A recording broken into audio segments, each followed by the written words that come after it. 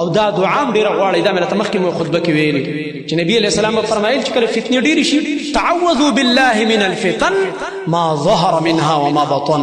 په الله پورې پناه غواړئ د فتنو نه، که ښکاره دي او که پټې دي. یعنې دا وایي چې اللهم انی اعوذ بک من الفتن ما ظهر منها وما بطن. اسانه دعا. اللهم انی اعوذ بک من الفتن، یا الله مونږ پتا پورې پناه غواړو، زه پتا پورې پناه غواړم د فتنو نه. یا الله ما ظهر منها، که ظاهري دي ښکاره دي، وما بطن او که پټې دي. که زه پې پوهېږم که زه پې نه پوهېږم، که ښکاره ده او که پټه ده، یا الله مونږ ته بچ کړي. دا دعا مونږ تاسو له دې وخت کې خاص کر فتنې ډېرې شوي. اسلام فرمایي چې کله تا واورېده چې دجال خروج شوی دی، نو کم طرف ته چې د هغه لښکر روان دی او په کم ځای کې دی هغه طرف ته مو ورځه، سیل لم مه ورځه، تماشې لم مه ورځه، چاسې ګورم چې دوی څه کوي. نه، که ورغې ښکار کېږي، که ورغې ښکار کېږي.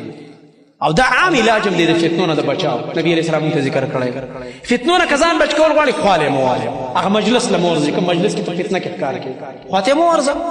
ځکه چې ته بار بار سر ورښکاره کوې خو بس یو ځل به پکې ورمنډه به کړې، ښکار به شي، علم به دې کم یا به دې حوصله دغه شي، یا به دغه شبهې ښکار شي، یا به څه لالچ دله درکړي د هغې د لاسه به هر څه وبیلې، دین او ایمان نه به لاس ویني.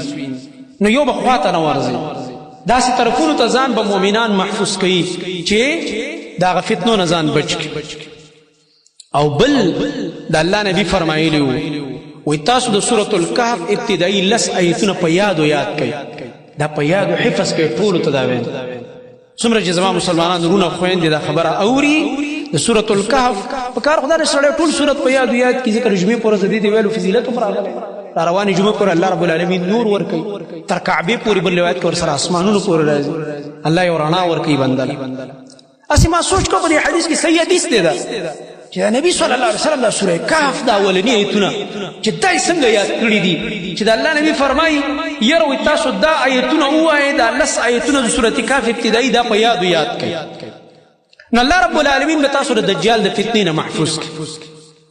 ما به سوچ کوو په دې کې د اخري لسم ایت دی، دا لسم دې کې د اصحاب کهف دعا ده د دې نوجوانانو چې کله هغه بادشاه ورته ویل چې دین نه واوړئ، که نه اوړئ په کاڼو کولو او دین نه په زوره اړو. نو دوی مشوره وکړه زوی هجرت کو یو غار ته لاړ.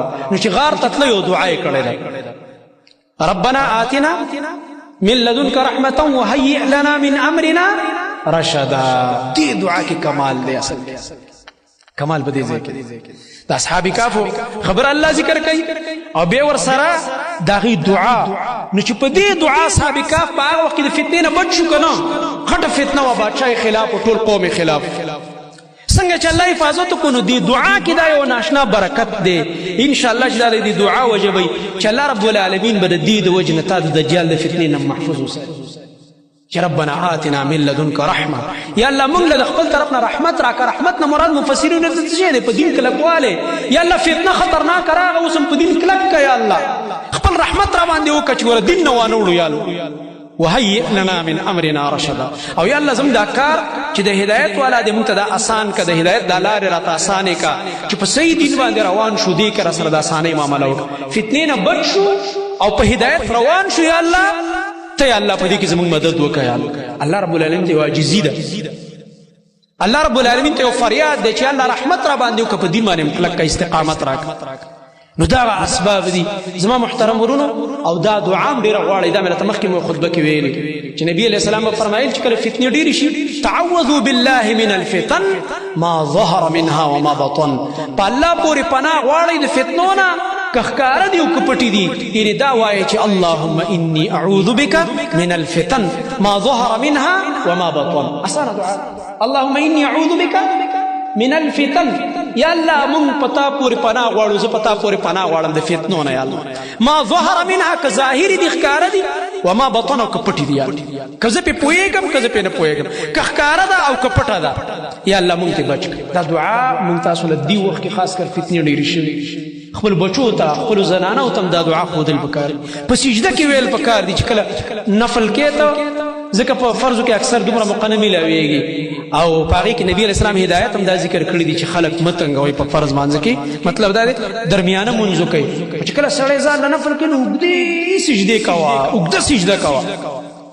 ډېر دعاګانې پکې وایا او پکې دا دعا وایا چې اللهم اني اعوذ بك من الفتن ما ظهر منها وما بطن.